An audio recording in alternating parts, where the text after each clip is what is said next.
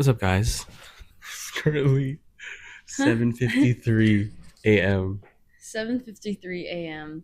Oh, as you can see, there's a new setting. We have a nice sunrise right here, lake. Um, yeah, Just imagine it. just imagine. It's too cold. It's too cold outside. Yeah. It's too cold outside, and we're tired.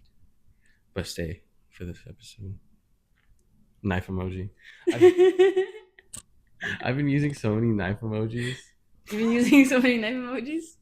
Yeah, this is awkward now. We're out of practice.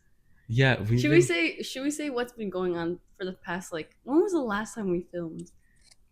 I think like the third week of school. Was it? Oh my gosh, that's been like And it's 2 months. and I just finished finals yesterday. It's been almost 2 months Yeah.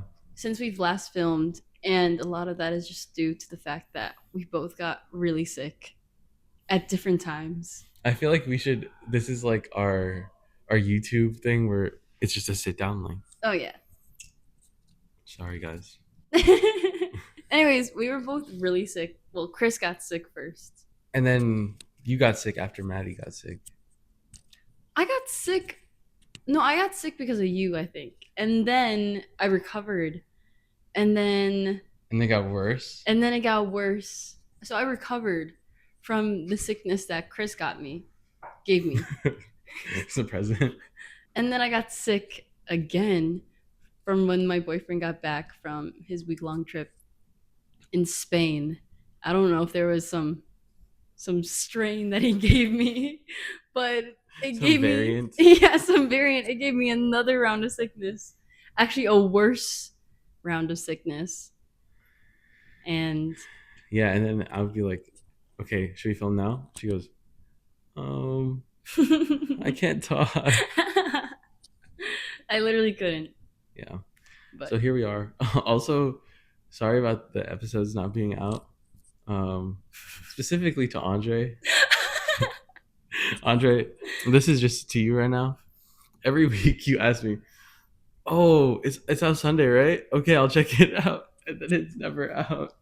Okay, this is kind of what I kind of want to talk about yeah. of being in a rut. This is why I was like, "Do you want to film? Do you want to film? I have stuff to talk about."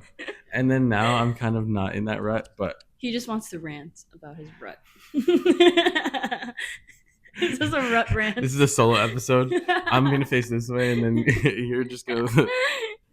Yeah. No, but because I think the past like 2 weeks, I've been really almost life is like so slow, and then the day just finishes. Can we talk about really briefly about the first time that you brought this up to me? Just because I think it's like a little funny story. The Trader Oh Joe's yeah, run. yeah, yeah. Yeah. Did we were- edit something before? Yeah, we were editing that day, and then after I had class, and then after I was going to go to Trader Joe's, just go to Trader Joe's. And then he texted me inviting me to just lock in with you at a cafe. And then I told him, "Oh, sorry, I'm going to Trader Joe's." And then I think, did you send me like dot dot dot? I was like, that sounds nice. Yeah, Dot, dot, he dot. says that sounds nice. Dot dot dot. And then what did you say? Wait, what did you say after? I said, I let 3 minutes pass. I was like, is that an invite? And then I was like, okay, like you can come along. And then we're just walking, and then all of a sudden, he's opening up, saying, lately, I feel like I've just been in a rut. I feel like that's giving like main character vibes, and it's just like, What? like, I've been in a rut, and this is why you should hear about it. It didn't come off as like that. Okay. At the Okay. time. Yeah. Anyways, So yes, you've been in a rut. not anymore after my final is done. Yeah.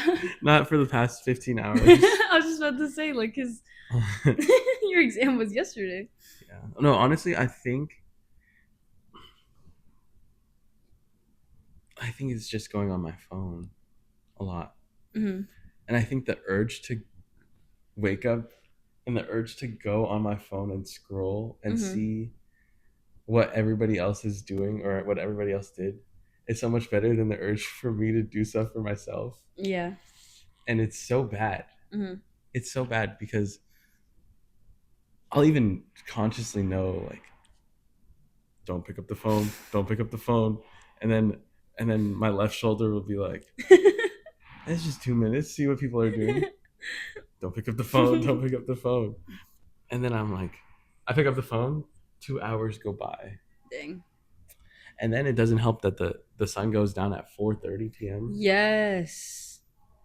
Yes. You know. But I think more I was in a creative rut. Do you ever get like you really are, how do I say this? You are really passionate about something and you can see the long distant future Mm-hmm. of your vision of success for that, Mm-hmm. but you don't see the short steps to get there. And Mm-hmm. then so every time you think about it, you think about that like long version of success, but you don't think about the day to day. And then the day to day never happens. Mm-hmm. And then you never get that. And then yeah, and then you're miserable and then you're sad and then And you're a failure, and then you get you're a nowhere in failure. life. No, but do you ever get that? I feel it all the time. This quarter, oh, well, I said that so loud. This quarter, I took a mindfulness course, and one of the biggest things, well, more specifically, it was mindfulness and entrepreneurship. And one of the big things that I took away from it um, was the idea that in order to achieve success, you need to learn how to fail fast. Mm-hmm. And I feel like I get into a lot of moments where I'm on my Pinterest board, especially when I'm on Pinterest, and I'm envisioning the life I want, or I'm envisioning a creative project that I really, really want to do, and I'm in the zone, I'm in a flow state. Uh-huh. But then once I actually start thinking about the small steps that you need to do in order to do it, or when I think about like my end goal, the first thing that comes to mind is just how treacherous that journey is probably going to be, or just how long it's going to be. Uh-huh. And then, of course, the more that you settle into that, that's when the overthinking comes in. That's when the doubt comes in that maybe I'm not capable of doing Uh-huh. that. Um, but although I feel like right now I'm saying it more than doing it, rather than doing the thing. Same. I do want to start applying some of the things that I did learn from that class, Mm-hmm. and learning to just not just put my work out there, but to just put myself out there, Mm-hmm. and accept that failure is inevitable and that I can adapt from it. In what ways? What do you want to do? I feel like so many things. You know, there's this. I saw it on TikTok. I think it was a Substack. Substack? Do you know Substack? I don't really know Substack either, but I think it's another writing platform. People talk about, or authors talk about, like random thoughts. It's almost like shower thoughts, ADHD thoughts, ADHD thought. sort of thing. I feel like it's more casual, more almost like diary entry Okay. style. At least the ones that I've seen. I forgot exactly what it was verbatim, but they were saying something along the lines of, I want to be everything, but I'm afraid that I'll ultimately amount to nothing. Mm. And that resonated with me so much because I want to be so many things. I want to experience so many different lifestyles within my one lifetime. And Yes. it's incredibly overwhelming to me just how many possibilities there are, especially considering we are in our 20s right now, which is the most opportunistic era of our life, I feel like. Mm-hmm. Even though opportunity does not end after that, but it's just especially since we are entering our post grad life. We are fully in charge of where we go now. Yeah, because I feel like even the past 21 years and maybe 22 for you. Okay, yeah. Yeah, she's old. Um, but even those years haven't been what I expected. Like those years have been a rough path, but then it's like to see full circle where you came from. Mm-hmm. It's so different from what you expected, Mm-hmm. and I feel like those are just like that's like such a short period of time from childhood to where we are now, Yeah. and we have like four times more of that. Mm-hmm. You know those child prodigies who are like really Yes. good at, and I know it probably comes from youth too, like the the Chinese kids who are good at cello Yeah, or yeah, yeah. like piano. I'm like, bro, those are eight. Those kids are 8 years old. In 8 years, I could just learn the same thing. Like I know how to walk already. I don't need to learn that, and they're doing that and Yeah, learning piano. yeah. That's true. I also there's this one quote that I put on on one of the quote of the weeks, Yeah. and it kind of is like what you were saying, but it says you can be anything, but you can't be everything. Mm-hmm. I was like, dang, but I want to be everything. So the thing that came up in my mind earlier Uh huh. was this is another TikTok that I saw. I Look at be you scrolling on scrolling. TikTok a lot, yes. But somebody did or they shared their own take of a Sylvia Plath poem. I'm pretty sure. She's just a poet. Yeah, I think. Okay. Um, or a poet and author, and apparently she had an analogy relating to a fig tree, Hmm. where I guess like the subject of her story is just a girl, and she's under this fig tree, and she spends all of her time just looking at this fig tree, looking at all of these like beautiful figs that she could eat. But because she spends so much of her time trying to pick which fig should I like go for, Mm. they end up all rotting and going bad. And basically, the analogy is that each fig is a path of life you can take, Hmm. or I guess a different lifestyle, a career, a dream. And I guess Sylvia Plath was expressing how she herself is the girl looking at the fig tree, and how she feels as though she spends a lot of her time just thinking and dreaming and overthinking about all the things that she wants to do with her life rather than actually doing something, that Hmm. eventually all of those opportunities run dry, Hmm. and then you're just kind of left with nothing. Yeah. And so the whole thing is, I guess the TikTok that I was listening to, the person was explaining how we shouldn't put too much pressure on ourselves to make the right decision. Like Huh. which fig was is the best fig, or which dream of mine is the best path to take. It's just more putting your foot out the door and seeing what works. And if it doesn't work, there's another fig that you can always go for, or another path that you can go for. I think Do they explained it better than what I'm explaining now, but do they talk about choosing?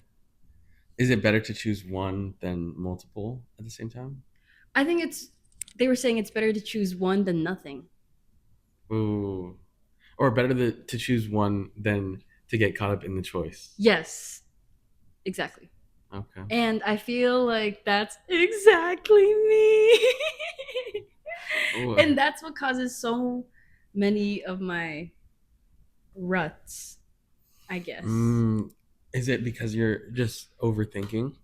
Yes, overthinking about everything. I feel like I was actually opening up about this um to my boyfriend about how terrified I am about graduating, because personally I feel like I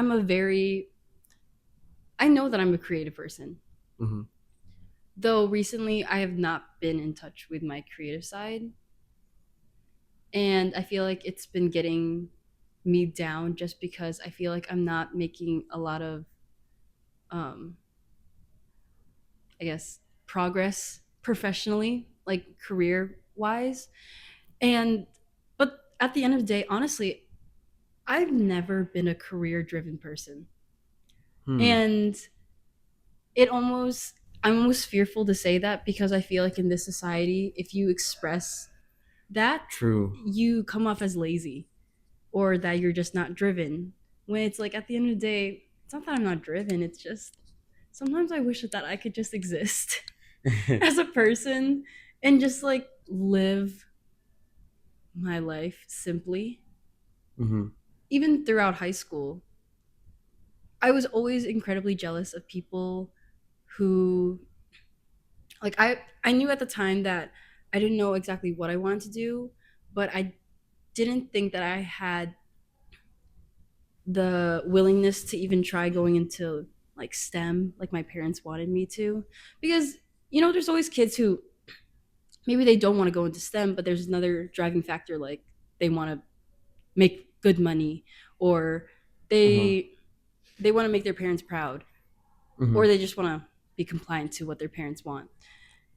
And personally, none of those were really driving factors. The most important factor for me was finding something that fulfilled me and something that I can incorporate my passions into. Hmm. And even though I knew that that was much riskier, I still wanted to just try that route, Yeah. just because I knew that if I went, like, say I went to pre med, like my parents really wanted me to, I feel like I would be thinking in the back of my mind for the rest of my life, what if I, like, what would have happened if I didn't do that and tried Hmm. something out of my own,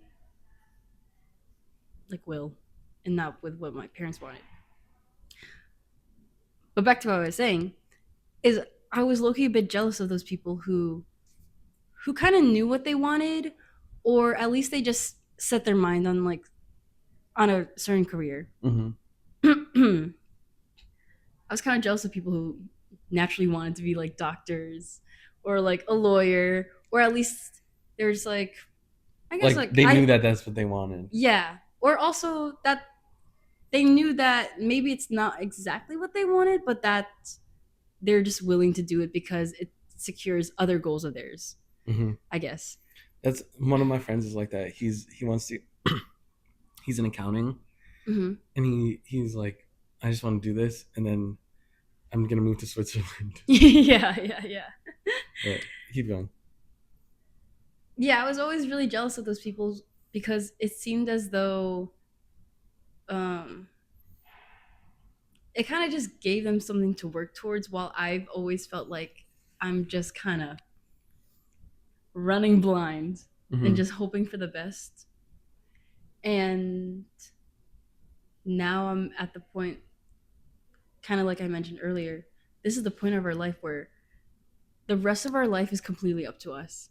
Like there's no security of school that we're coming back to. Yeah. Um, we don't have that structure anymore. And honestly, I don't really know what to do, what to make of it. And yeah, I don't know. Sometimes I'm just like, I always say this all the time. I wish I was a nepo baby, so I could just exist. I wish I could just exist. I feel like Nembo babies though, their life is to exist, but then they want to. It's like a little different. There's Hmm. all different perspectives of life. Yeah, Yeah. but I'm also scared to graduate. yeah, Yeah. why so? Well, I think just like you, I was in high school. I was jealous of the people who could like set their mind on something. Hmm. I I had ADHD, like diagnosed ADHD, and I feel like I used it as an excuse Hmm. more than the actual ADHD like affected me. Hmm. So I didn't. My grades were so they weren't terrible, but they were like so mid. Yeah. Where the schools that, or not even schools, like the stuff that I saw other people doing, I just went, I probably can't anymore. Like the opportunity's gone. Yeah, yeah, And then when I came here to our school, somebody asked me this, like, what was I like freshman year? Because they didn't know me yeah. in freshman year. And I was just like, I was a sweat. Hmm. I went to every single meeting. I applied for everything. Yeah. I did so many like incubators, random stuff. I was just there. Hmm. I was going all in.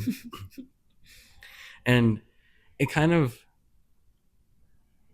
for me, it, everything comes in waves. And I feel that the wave of career, like pushing for my career, Hmm. is sometimes where my rut starts. Yeah. Or like, I'm like, the thought of pushing my career is like right in front of my mind. The urge to take action is so far back there, Hmm. where it's so hard to just like come to my senses, and I end up just defaulting to just doing nothing. Yeah. Whereas it's like what you're saying, because one of my roommate actually, I think he kind of had the same story as you, where he was gonna pursue finance, and every time he said that, we looked at him and we're like, that's not gonna work. Like, he is probably one of the most creative people. Like, you could just tell when somebody's creative by kind of how they dress, Hmm. how they act. It's not, I Hmm. couldn't see him in a corporate sense at all. And he didn't want to be in a corporate sense. He was just like, I'm pursuing finance. And we're like, no, Hmm. that's probably not gonna work. Not to say, not to discourage him, Yeah. but him himself didn't even show that. He didn't even take a single finance class. He just said that. Anyways, recently he got a job, or not got a job, but he's been working in more creative like shoots Hmm. and stuff like that. And he got uh, an email from like this big company, and we were talking about it last night, me, him, and my friend, and I was so happy for him because Hmm. it felt that he was doing something that he really enjoyed. Like, he said that he was gonna have to stay up long nights and stuff like that, and he said it still didn't feel like a job. Yeah. And for to see somebody, from my perspective, who was kind of in a rut of just working a barista job, and then not knowing what to do Yeah. for career wise, it felt so inspiring, Hmm. where it was kind of like, yeah, he did that. And to be honest, the beginning of the year, he came to me and Sam, being like, he doesn't know what to kind of do with his life. Yeah. And I almost cried. Hmm. It was nice. It was nice. And I'm super proud of him.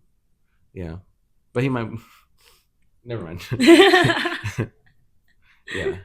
No, I'm super proud of him because there's something in seeing somebody so passionate about something and them going after it, like what you're saying. Hmm. But also society turns into that. That's kind of the normal. And if you're not doing that, what are you doing? Hmm. Yeah.